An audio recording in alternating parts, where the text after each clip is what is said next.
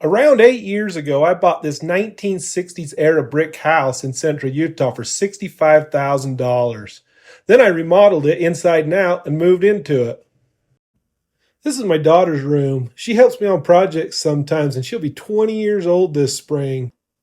I've always planned on helping her buy a cheap fixer-upper house and remodeling it like I did. But home prices in our area have skyrocketed over the past few years, even for the old fixer-uppers. High interest rates and rising inflation have made it nearly impossible for first-time home buyers to get into a home. So rather than crying about it, we're going to resort to Plan B, a bit of a house hack, you might say. When we remodeled the place several years ago, we built this nice little walk-in closet and a separate bathroom with this custom tile shower.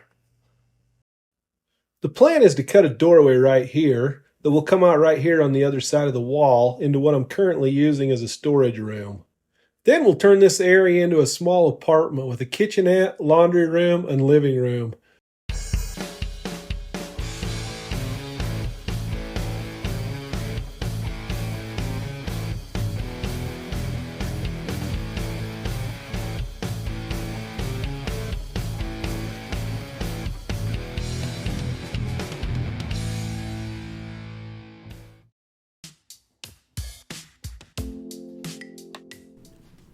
After a little debate, we opted to go with these square corners on the drywall rather than the bullnose.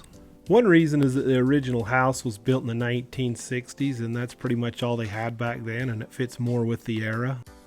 Another reason is there's tons of windows in here if you haven't noticed, and I think the square corner beads just work out better on the windows. They look better in my opinion, and when it comes to finishing and putting window sills in, it's easier to cut and fit. I'm using these 1 3/8 drywall nails to attach the corner beads. First off, I cut the angle on the top of this bead going into the ceiling. Then I marked and cut off where the stair comes into it on the bottom. When attaching it, I use my speed square as a guide, basically to just kind of center it up and then make sure that I have a spot for mud on each side. If you get it rolled one side or another, it really makes for a mess when you're mudding.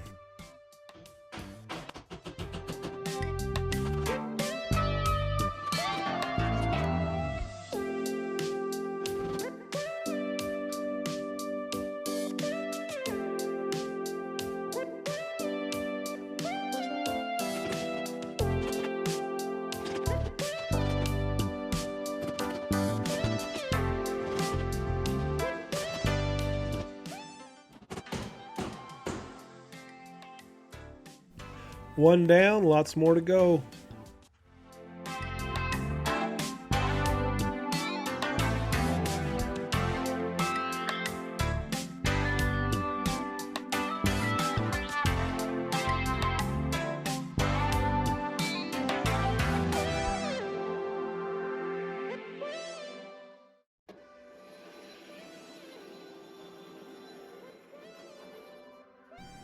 In the past, I've always mitered my outside corners on the windows. Sometimes that extra material would get in the way when I was mudding.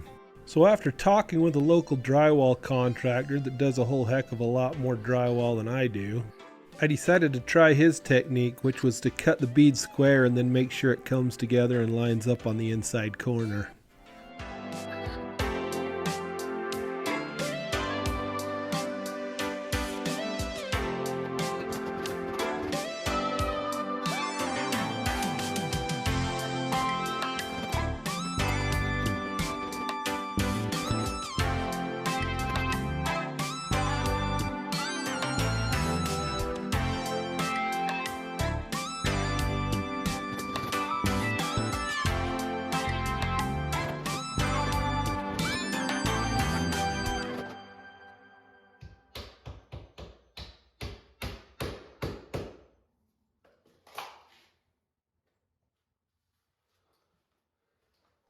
At that point, it was pretty much rinse and repeat and get the rest of the corner beads done so I could start slinging some mud.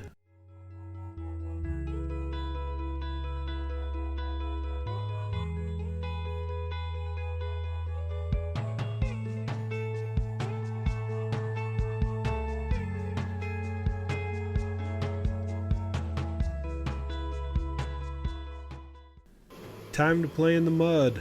Almost. I decided to set up my little propane space heater and just run it intermittently. It stays pretty warm in here, especially on a sunny day, but it's kind of cloudy and dreary and cold outside. I just don't want my mud to take forever to dry. I found this bucket of joint compound that I had left over from a project a while back. After an inspection and a good mixing, it appears to be good. Maybe a little wet. That's my excuse in advance if I start slopping it all over here a little later.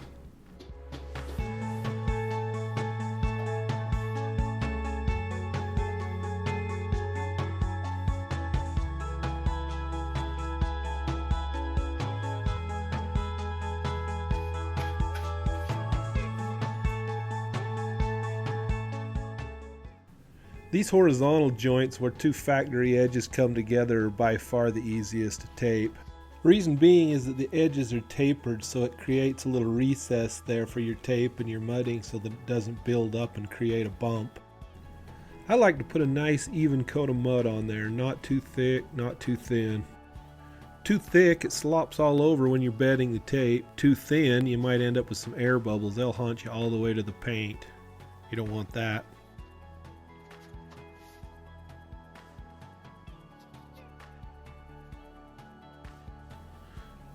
At that point, I just use my 6-inch knife to bed the tape and push the excess mud out from behind it.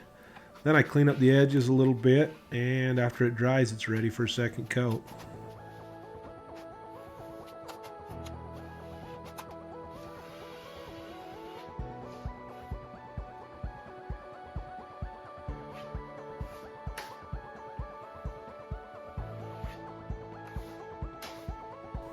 Next, I spotted the screws and gave them their first coat and pretty much taped the other horizontal joint in the kitchen the same way I did the first one.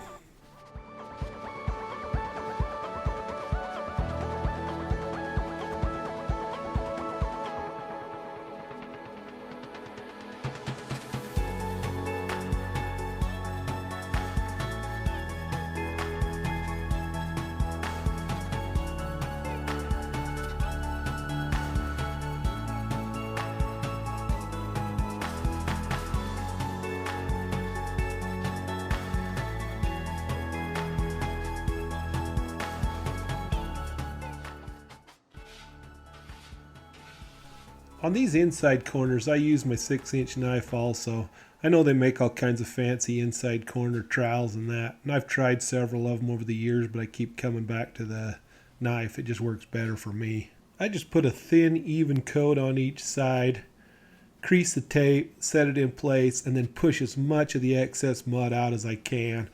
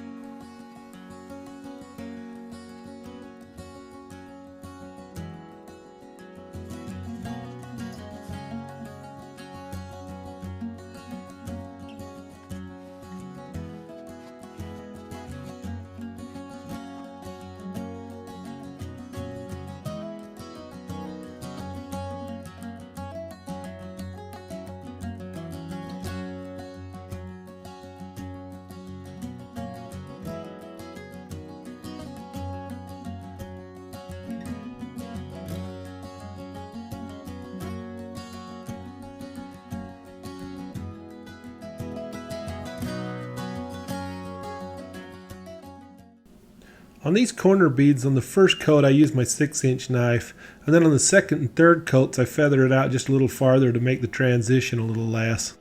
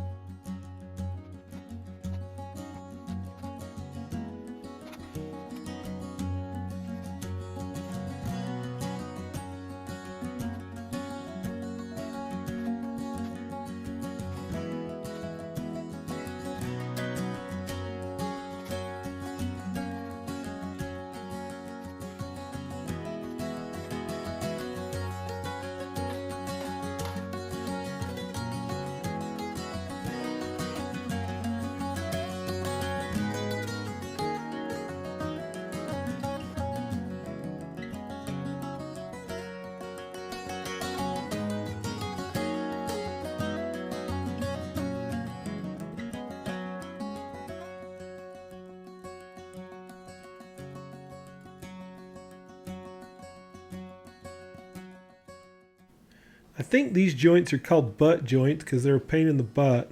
And I probably have a few more of them than I should in this small space because I used 8s on the ceiling instead of longer sheets. These ends don't have the recessed edges, so anything you put on there pretty much builds up. So you have to feather it out quite a ways so that you don't have a bump.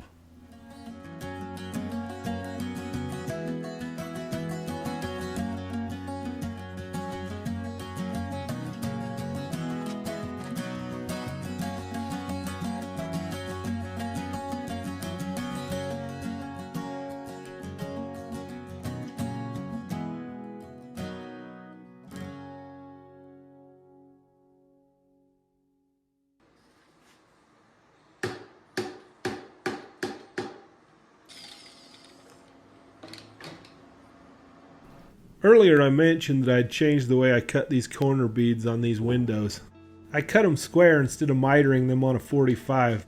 At this point I decided to mud and bed a little piece of tape on the top of each corner on an angle, just to tie it all together.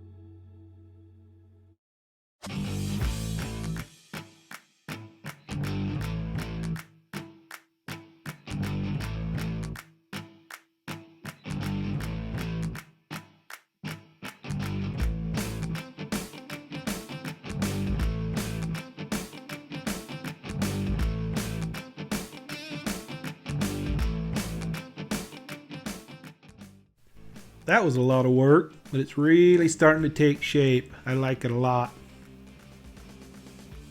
Next up's this closet that I've been neglecting. It's really a mess, as you can see. It was pretty monotonous taping, and I'm not going to put you through that.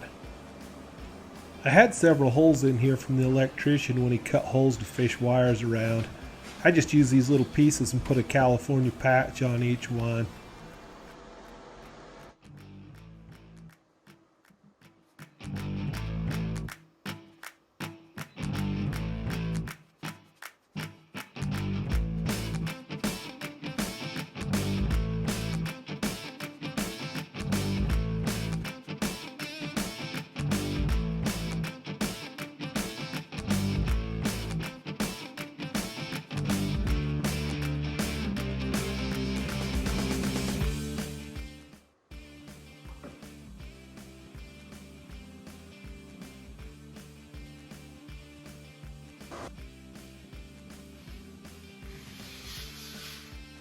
No pressure. No pressure. McKenna's a pro. Look at this. She's amazing.